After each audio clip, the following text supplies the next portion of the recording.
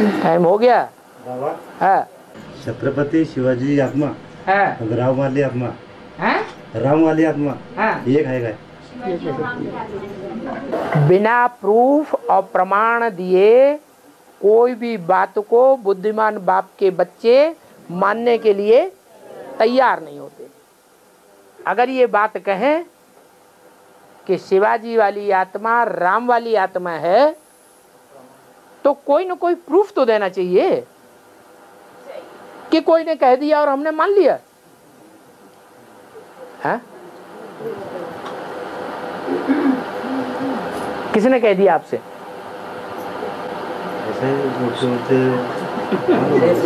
दूसरे से। और बाबा ने मुरली बोला सुनी सुनाई बातों से भारतवासियों ने दुर्गति पाई।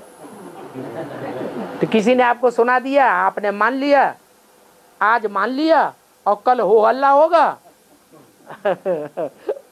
बाप गुप्त हो जाएगा, तब आप कहेंगे अरे ये बाप फाप कुछ नहीं, ये शिवाजी की बाजी कुछ नहीं।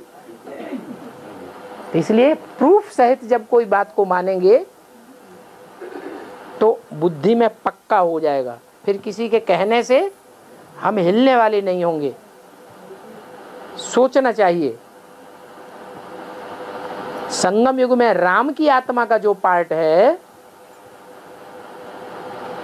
और कलयुग के मध्यांत में शिवाजी का जो पार्ट है उसमें समानता क्या है? हैं? हैं? शिवाजी भी निडर थे ना, डर नहीं लगता था। हाँ चलो वो भी बात मान ली। और अगर ये बात मान नहीं सकता कोई, ब्रह्मा कुमार कुमारी ये कहेंगे अगर बाप राम बाप निडर है तो भागा भागा क्यों फिरता है? हैं? तो क्या जवाब देंगे आप? निडर कोई भागा भागा फिरेगा, मुकाबला करेगा? हैं? निडर तो मुकाबला करेगा, क्यों भागा भागा फिरेगा? हिंसा भी नहीं होनी चाहिए हैं? और काम भी होना चाहिए, हैं? किनारा करना चाहिए। क्या? हिंसा भी नहीं होनी चाहिए ना। अभी शंकर भगवान ने जिसको वरदान दिया तो उसको ही मार दिया जाए तो फिर वरदान का क्या अर्थ रहेगा? बोले ये हिसाब से उसको आइडिया युक्ति से। हाँ माना काम ऐसा करना है जिससे ना अपना नुकसान हो ना दूसरे का नुकसान हो। दिखाते हैं शास्त्रों में कि भस्मासुर पीछे पड़ा और शंकर जी भागते रहे, तो निडर कौन था और डरपोक कौन था? क्या बतावेंगे? शंकर जी डरपोक साबित हो गए और भस्मासुर निडर साबित हो गया। क्या ऐसा था? इसको मारने के लिए ऐसा नहीं था, लेकिन मुख से जो बात निकल गई उस बात को सच्चा साबित करने के लिए ऐसा करना पड़ा।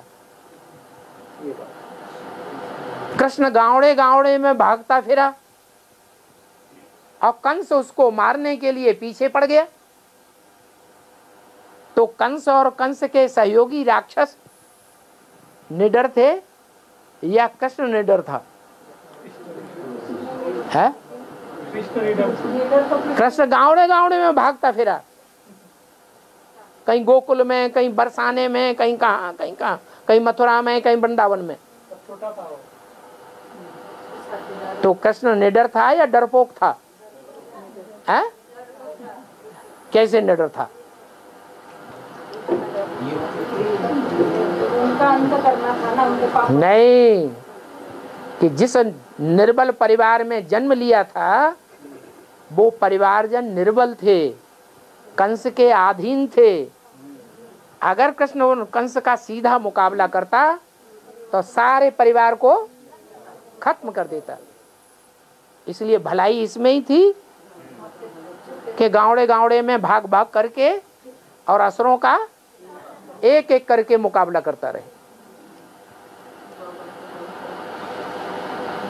राम जंगलों में भाग भाग भाग भाग करके, जंगलों में छिप छिप करके रावण का मुकाबला किया। तो रावण निडर था या राम निडर था? रावण निडर साबित हो गया और राम डरपोक साबित हो गया। क्या ऐसा था? है क्यों?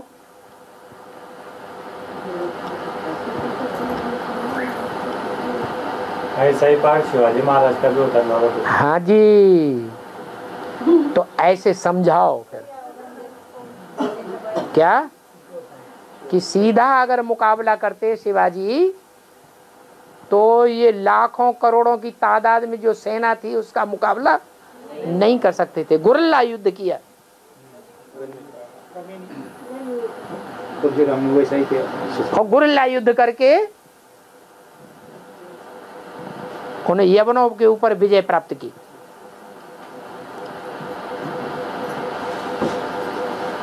किला बनाने में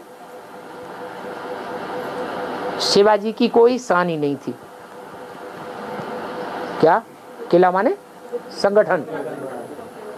स्थूल किला भी बनाते थे, हाँ संगठन रूपी किला भी झट से बना लेते थे। तो ब्राह्मणों की दुनिया में भी राम वाली आत्मा होगी तो संगठन का किला बना ही लेगी। संगठन का किला बना करके और असुरों से मुकाबला कर लेगी। छोटे छोटे किले बनाती थी या आगरा और दिल्ली जैसा बड़ा बड़ा किला बनाती थी? छोटे छोटे किले बनाती थी। तो प्रूफ और प्रमाण इकट्ठे करके तब कोई बात पब्लिक के सामने रखेंगे तो अपने को भी पक्की रहेगी और जिसको सुनाएंगे वो भी पक्का हो जाएगा, मानेगा। नहीं तो जब माया परीक्षा लेगी फाइनल तो खुद भी भूल जाएंगे और जिनको बताएंगे वो भी उड़ जाएंगे।